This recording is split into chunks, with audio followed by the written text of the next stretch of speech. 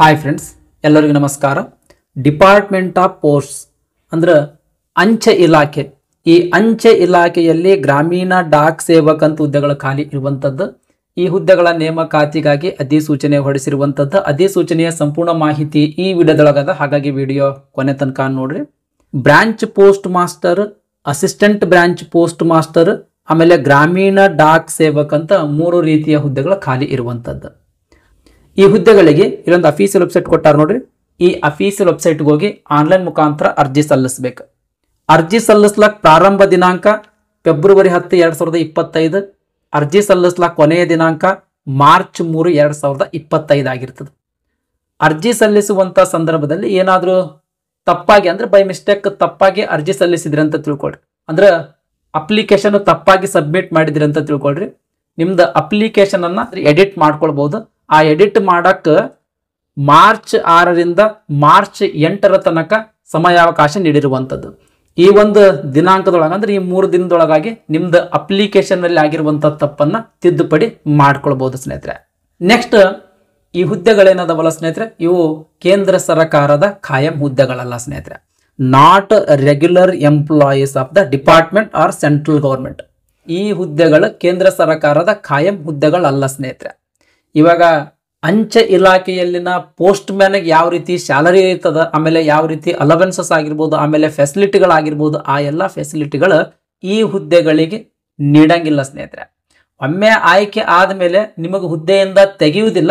ಆದರೆ ಇವು ಪರ್ಮನೆಂಟ್ ಹುದ್ದೆಗಳಿಗೆ ಯಾವ ರೀತಿ ಸ್ಯಾಲರಿ ಇರ್ತದ ಆ ರೀತಿಯ ಹೆಚ್ಚಿನ ಸ್ಯಾಲರಿ, ಆಮೇಲೆ ಅಲವೆನ್ಸಸ್, ಆಮೇಲೆ ಫೆಸಿಲಿಟಿಗಳು ಈ ಹುದ್ದೆಗಳಿಗೆ ಕೊಡಂಗಿಲ್ಲ ಸ್ನೇಹಿತರೆ. ಈ ಹುದ್ದೆಗಳು ಒಂಥರ ಪಾರ್ಟ್ ಟೈಮ್ ಜಾಬ್ ಇದ್ದಂಗ. ಕೇವಲ 4 ರಿಂದ 5 ತಾಸು ಕೆಲಸ ಮಾಡೋದಿರ್ತದೆ. ಕೇವಲ 4 ರಿಂದ 5 ತಾಸು ಮಾತ್ರ ಕಾರ್ಯನಿರ್ವಹಿಸೋದಿರ್ತದೆ ಸ್ನೇಹಿತರೆ. ಓಕೆ ರೀ. ನೆಕ್ಸ್ಟ್, ಈ ಹುದ್ದೆಗಳದ ಜಾಬ್ ಪ್ರೊಫೈಲ್ ಏನು ಅಂದ್ರೆ ಈ ಹುದ್ದೆಗಳಿಗೆ ಸೆಲೆಕ್ಟ್ ಆದ್ಮೇಲೆ ಏನೇನು ಕೆಲಸ ಇರ್ತದ ಅಂತ ಅನ್ನೋದ್ರ ಬಗ್ಗೆ ನೋಡೋದಾದ್ರೆ ಇಲ್ಲಿ ಇನ್ ಡಿಟೇಲ್ ಕೊಟ್ಟಾರ ಸ್ನೇಹಿತರೆ. ಜಾಬ್ ಪ್ರೊಫೈಲ್ ಕೊಟ್ಟಾರ. ಇದು ಬ್ರಾಂಚ್ ಪೋಸ್ಟ್ ಮಾಸ್ಟರ್ದ ಜಾಬ್ ಪ್ರೊಫೈಲ್ ಸ್ನೇಹಿತರೆ. ದಯಮಾಡಿ ವಿಡಿಯೋ ಪಾಸ್ ಮಾಡಿ ನೋಡ್ರಿ. ಅದೇ ರೀತಿ ಅಸಿಸ್ಟೆಂಟ್ ಬ್ರಾಂಚ್ ಪೋಸ್ಟ್ ಮಾಸ್ಟರ್ದ ಜಾಬ್ ಪ್ರೊಫೈಲ್ ಸ್ನೇಹಿತರೆ. ಇದು ಕೂಡ ದಯಮಾಡಿ ವಿಡಿಯೋ ಪಾಸ್ ಮಾಡಿ ನೋಡ್ರಿ. ನೆಕ್ಸ್ಟ್, ಡಾಕ್ ಸೇವಕದ ಜಾಬ್ ಪ್ರೊಫೈಲ್ ಸ್ನೇಹಿತರೆ. ಇದು ದಯಮಾಡಿ ವಿಡಿಯೋ ಪಾಸ್ ಮಾಡಿ ನೋಡ್ರಿ. ಅಥವಾ ನೋಟಿಫಿಕೇಶನ್ ಲಿಂಕ್ ಈ ವಿಡಿಯೋದ ಡಿಸ್ಕ್ರಿಪ್ಷನ್ ದಾಗ ಕೊಟ್ಟಿರ್ತೀನಿ. ಆ ನೋಟಿಫಿಕೇಶನ್ ಲಿಂಕ್ ಮೇಲೆ ಕ್ಲಿಕ್ ಮಾಡೋದ್ರ ಮೂಲಕ ಈ ಹುದ್ದೆಗಳ ಜಾಬ್ ಪ್ರೊಫೈಲ್ ಅನ್ನ ಒಮ್ಮೆ ಕಂಪ್ಲೀಟ್ ಆಗಿ ಓದ್ಕೊಂಡು ತದನಂತರ ಅರ್ಜಿ ಸಲ್ಲಿಸ್ರಿ. ನೆಕ್ಸ್ಟ್, ಸ್ಯಾಲರಿ ಬಗ್ಗೆ ನೋಡೋದಾದ್ರೆ ಅಂದ್ರೆ ಈ ಹುದ್ದೆಗಳಿಗೆ ಸೆಲೆಕ್ಟ್ ಆದ್ಮೇಲೆ ಪೇಮೆಂಟ್ ಎಷ್ಟಿರ್ತದ ಅಂತ ಅನ್ನೋದ್ರ ಬಗ್ಗೆ ನೋಡೋದಾದ್ರೆ BPM ಅಂದ್ರೆ ಬ್ರಾಂಚ್ ಪೋಸ್ಟ್ ಮಾಸ್ಟರ್ ಸ್ನೇಹಿತರೆ. ಈ ಹುದ್ದೆಗಳಿಗೆ ಪ್ರತಿ ತಿಂಗಳಿಗೆ 12,000 ರೂಪಾಯಿ ಪೇಮೆಂಟ್ ಇರುವಂತದ್ದು ಸ್ನೇಹಿತರೆ. Next, assistant branch post master ಆಮೇಲೆ ಡಾಕ್ ಸೇವಕ್ ಹುದ್ದೆಗಳಿಗೆ ಪ್ರತಿ ತಿಂಗಳಿಗೆ 10,000 ರೂಪಾಯಿ ಪೇಮೆಂಟ್ ಇರುವಂತದ್ದು. ಪ್ರತಿ ವರ್ಷ ಈ ಪೇಮೆಂಟಿನ ಮೇಲೆ 3% ನಷ್ಟು ಪೇಮೆಂಟ್ ಹೆಚ್ಚಿಗೆ ಮಾಡ್ತಾರೆ ಸ್ನೇಹಿತರೆ. ಬ್ರಾಂಚ್ ಪೋಸ್ಟ್ ಮಾಸ್ಟರ್ ಹುದ್ದೆಗಳಿಗೆ 29,380 ರೂಪಾಯಿ ತನಕ ಪೇಮೆಂಟ್ ಹೆಚ್ಚಿಗೆ ಆಗ್ತದ. ಆಮೇಲೆ ಅಸಿಸ್ಟೆಂಟ್ ಬ್ರಾಂಚ್ ಪೋಸ್ಟ್ ಮಾಸ್ಟರ್ ಅಥವಾ ಡಾಕ್ ಸೇವಕ್ ಹುದ್ದೆಗಳಿಗೆ ಅಪ್ ಟು 24,470 ರೂಪಾಯಿ ತನಕ ಪೇಮೆಂಟ್ ಹೆಚ್ಚಿಗೆ ಆಗಬಹುದು ಸ್ನೇಹಿತರೆ. ಓಕೆ ರೀ. ಆಮೇಲೆ ಈ ಹುದ್ದೆಗಳು ಹಳ್ಳಿಗಳಲ್ಲಿ ಕೆಲಸ ಮಾಡೋದಿರ್ತದ್ರಿ. ಹಳ್ಳಿಗಳಲ್ಲಿ ಪೋಸ್ಟ್ ಏನಪ್ಪಾ ಅಂದ್ರೆ ಪೋಸ್ಟ್ಗಳು ಬಂದಿರ್ತಾವಲ್ರಿ, ಅವೆಲ್ಲ ವಿತರಣೆ ಮಾಡೋದಿರ್ತದೆ. ಅದೇ ರೀತಿಯ ಪೋಸ್ಟ್ ಆಫೀಸ್ ಸರ್ವಿಸ್ಗಳನ್ನ ಈ ಹಳ್ಳಿಗಳಲ್ಲಿ ಏನಪ್ಪಾ ಅಂದ್ರೆ ಪ್ರಮೋಟ್ ಮಾಡೋದಿರ್ತದೆ ಸ್ನೇಹಿತರೆ. ನೆಕ್ಸ್ಟ್, ವಯೋಮಿತಿ ಬಗ್ಗೆ ನೋಡೋದಾದ್ರೆ ಈ ಹುದ್ದೆಗಳಿಗೆ ಅರ್ಜಿ ಸಲ್ಲಿಸಾಕ ಕನಿಷ್ಠ 18 ವರ್ಷ ವಯಸ್ಸಾಗಿರ್ಬೇಕು. ಗರಿಷ್ಠ 40 ವರ್ಷ ಮೀರಿರಬಾರದು. ಈ ಗರಿಷ್ಠ 40 ವರ್ಷ ವಯೋಮಿತಿಯ ಮೇಲೆ ಇನ್ ಅಡಿಷನ್ ಆಗಿ ಏಜ್ ರಿಲ್ಯಾಕ್ಸೇಷನ್ ಕೂಡ ನೀಡಲಾಗ್ತದೆ. ಏಜ್ ರಿಲ್ಯಾಕ್ಸೇಷನ್ ಬಗ್ಗೆ ನೋಡೋದಾದ್ರೆ SC ಮತ್ತು ST ಕೆಟಗರಿ ಅಭ್ಯರ್ಥಿಗಳಿಗೆ 5 ವರ್ಷಗಳು, OBC ಕೆಟಗರಿ ಅಭ್ಯರ್ಥಿಗಳಿಗೆ 3 ವರ್ಷಗಳು, ಆಮೇಲೆ ಸಾಮಾನ್ಯ ಕೆಟಗರಿಯ ಅಂಗವಿಕಲ ಅಭ್ಯರ್ಥಿ ಇದ್ನು ಅಂತಂದ್ರೆ ಅವನಿಗೆ 10 ವರ್ಷ, ಆಮೇಲೆ OBC ಕೆಟಗರಿಯ ಅಂಗವಿಕಲ ಅಭ್ಯರ್ಥಿಗಳಿಗೆ 13 ವರ್ಷಗಳು, SC ಮತ್ತು ST ಕೆಟಗರಿಯ ಅಂಗವಿಕಲ ಅಭ್ಯರ್ಥಿಗಳಿಗೆ 15 ವರ್ಷಗಳು. ಈ ರೀತಿ ಗರಿಷ್ಠ ವಯೋಮಿತಿಯ ಮೇಲೆ ಇನ್ ಅಡಿಷನ್ ಆಗಿ ಏಜ್ ರಿಲ್ಯಾಕ್ಸೇಷನ್ ನೀಡಲಾಗ್ತದೆ. ನೆಕ್ಸ್ಟ್, ಎಜುಕೇಶನ್ ಕ್ವಾಲಿಫಿಕೇಶನ್ ಬಗ್ಗೆ ನೋಡೋದಾದ್ರೆ ಅಂದ್ರೆ ಶೈಕ್ಷಣಿಕ ವಿದ್ಯಾರ್ಥಿಯ ಬಗ್ಗೆ ನೋಡೋದಾದ್ರೆ 10ನೇ ಪಾಸ್ ಆಗಿರ್ತಕ್ಕಂಥ ಎಲ್ಲಾ ಅಭ್ಯರ್ಥಿಗಳು ಈ ಹುದ್ದೆಗಳಿಗೆ ಅರ್ಜಿ ಸಲ್ಲಿಸಬಹುದು. ಆದ್ರೆ ಕಂಪ್ಯೂಟರ್ದ ನಾಲೆಜ್ ಇರಬೇಕು, ಆಮೇಲೆ ಸೈಕಲ್ ಓಡಿಸಕ್ಕೆ ಬರ್ಬೇಕು ಸ್ನೇಹಿತರೆ. ಓಕೆ ರೀ.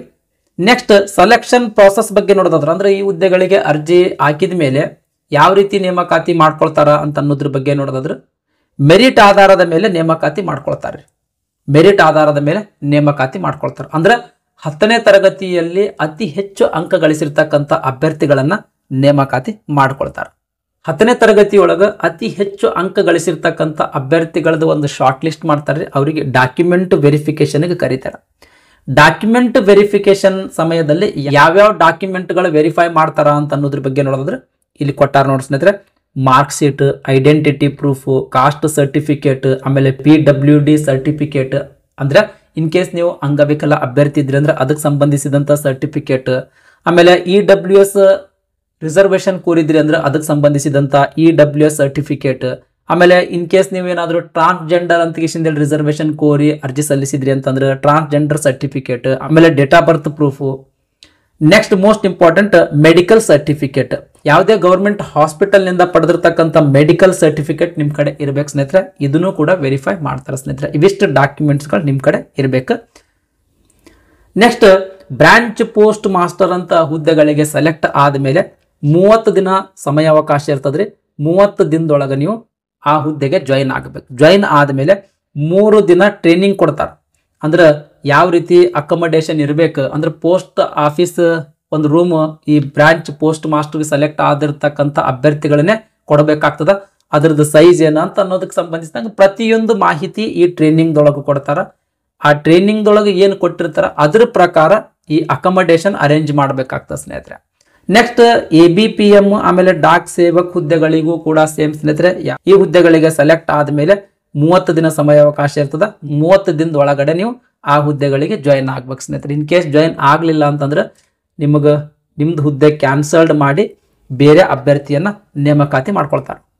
ನೆಕ್ಸ್ಟ್ ಅರ್ಜಿ ಹ್ಯಾಂಗ್ ಸಲ್ಲಿಸೋದು ಅಂತ ಅನ್ನೋದಕ್ಕೆ ಸಂಬಂಧಿಸಿದಂಗ ಇಲ್ಲಿ ಇನ್ಸ್ಟ್ರಕ್ಷನ್ಸ್ ಕೊಟ್ಟಾರ ಸ್ನೇಹಿತರೆ. Application process the complete instructions ಇಲ್ಲಿ ಕೊಟ್ಟಾರ. ನೋಟಿಫಿಕೇಶನ್ ಲಿಂಕ್ ಈ ವಿಡಿಯೋದ ಡಿಸ್ಕ್ರಿಪ್ಷನ್ ದಾಗ ಕೊಟ್ಟಿರ್ತೀನಿ. ಆ ಲಿಂಕ್ ಮೇಲೆ ಕ್ಲಿಕ್ ಮಾಡೋದ್ರ ಮೂಲಕ ನೋಟಿಫಿಕೇಶನ್ ಡೌನ್ಲೋಡ್ ಮಾಡಿಕೊಂಡು ಈ ಅಪ್ಲಿಕೇಶನ್ ಇನ್ಸ್ಟ್ರಕ್ಷನ್ ಅನ್ನ ಒಮ್ಮೆ ಕಂಪ್ಲೀಟ್ ಆಗಿ ಓದಿ ತದನಂತರ ಅರ್ಜಿ ಸಲ್ಲಿಸ್ರಿ. ಆಮೇಲೆ ಅಪ್ಲಿಕೇಶನ್ ನಿಮ್ಮದು ಮೊಬೈಲ್ ಮೂಲಕನೇ ಹ್ಯಾಂಗ್ ಸಲ್ಲಿಸ್ಬೇಕಂತ ಅನ್ನೋದಕ್ಕೆ ಸಂಬಂಧಿಸಿದಾಗ ನಾನೊಂದು ವಿಡಿಯೋ ಅಪ್ಲೋಡ್ ಮಾಡ್ತೀನಿ ಸ್ನೇಹಿತರೆ. ಅದರದ್ದು ಲಿಂಕ್ ಈ ವಿಡಿಯೋದ ಡಿಸ್ಕ್ರಿಪ್ಷನ್ ದಾಗ ಕೊಟ್ಟಿರ್ತೀನಿ. ಆ ಲಿಂಕ್ ಮೇಲೆ ಕ್ಲಿಕ್ ಮಾಡಿ ಆ ವಿಡಿಯೋ ನೋಡಿಯೂ ಕೂಡ ನೀವು ಅರ್ಜಿ ಸಲ್ಲಿಸಬಹುದು. ಇದಿಷ್ಟು ಅಂಚೆ ಇಲಾಖೆಯಲ್ಲಿ ಖಾಲಿ ಇರುವ ಹುದ್ದೆಗಳ ನೇಮಕಾತಿಗಾಗಿ ಹೊರಡಿಸಿರುವಂತಹ ಅಧಿಸೂಚನೆಯ ಮಾಹಿತಿಯಾಗಿತ್ತು.